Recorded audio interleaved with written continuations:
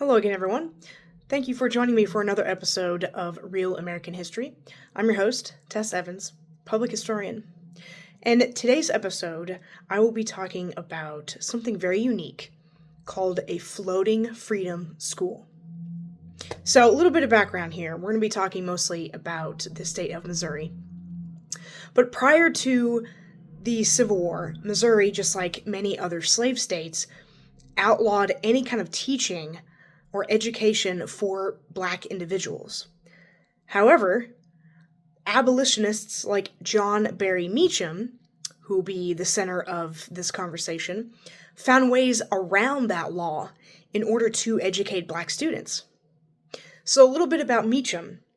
John Barry Meachum was born into slavery in 1789 in Virginia, and his owner moved him throughout many different states until they finally ended and settled in Kentucky.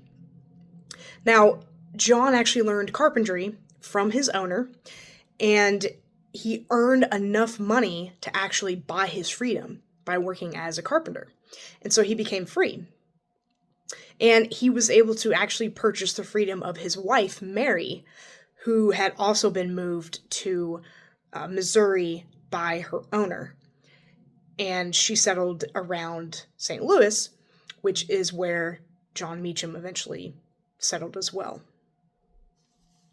So in 1825, Meachum teamed up with a white Baptist missionary to establish the first African church of St. Louis. And today, it's still one of the oldest Black churches west of the Mississippi River. And Meachum provided classes to free and enslaved Black individuals at the church. But when racial tensions grew and the education of Black students was seen as a threat to slavery itself, to the institution, Missouri banned education for all Black students. And when the classes at the church were shut down, Meachum actually bought a steamboat and anchored the boat in the Mississippi River.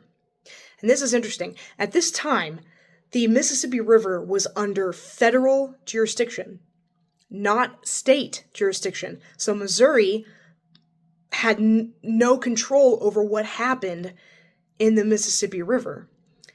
And so the law that outlawed educating Blacks in Missouri didn't apply to somebody teaching on the Mississippi River. And so Meachum was able to create the Floating Freedom School. And he actually rowed students back and forth across the river to the steamboat himself. And the school had its own library, desks, chairs, materials, and basically everything that you would need, that you would think of for school. And he provided education for hundreds of free and enslaved Black students in the St. Louis area. In 1846, Meachum published a pamphlet called An Address to All of the Colored Citizens of the United States in Philadelphia. And he emphasized the importance of collective unity, self-respect, but he said that Black people needed practical hands-on education to support themselves after they were free. And I've got a quote here I love to read for you all from this pamphlet. It's a little long, so bear with me.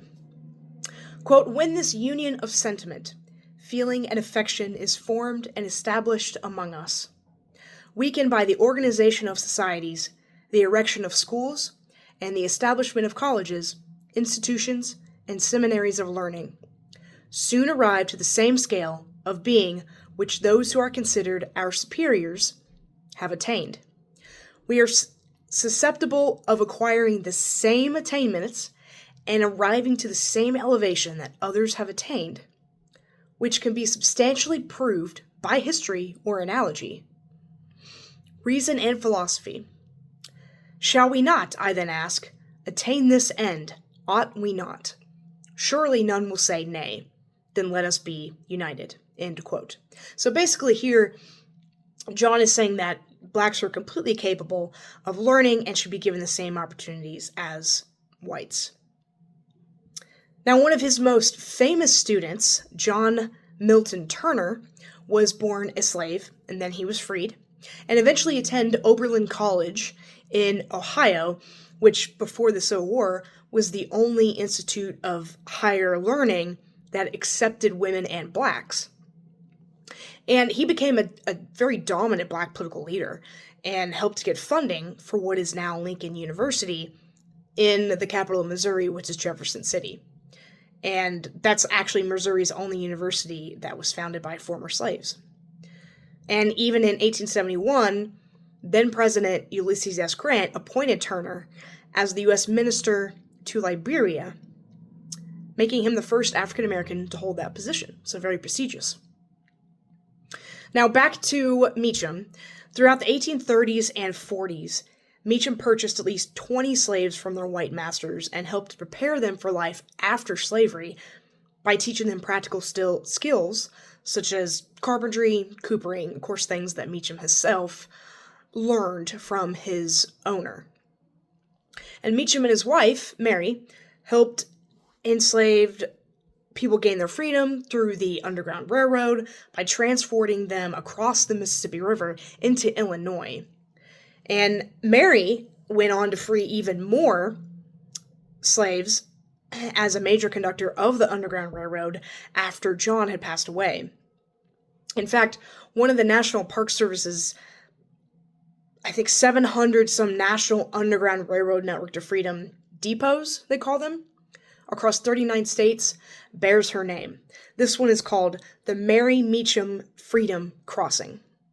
And Mary even became the president of the Colored Ladies Soldiers Aid Society in St. Louis. So Meachum died in 1854 and is buried in the Bellefontaine Cemetery in St. Louis.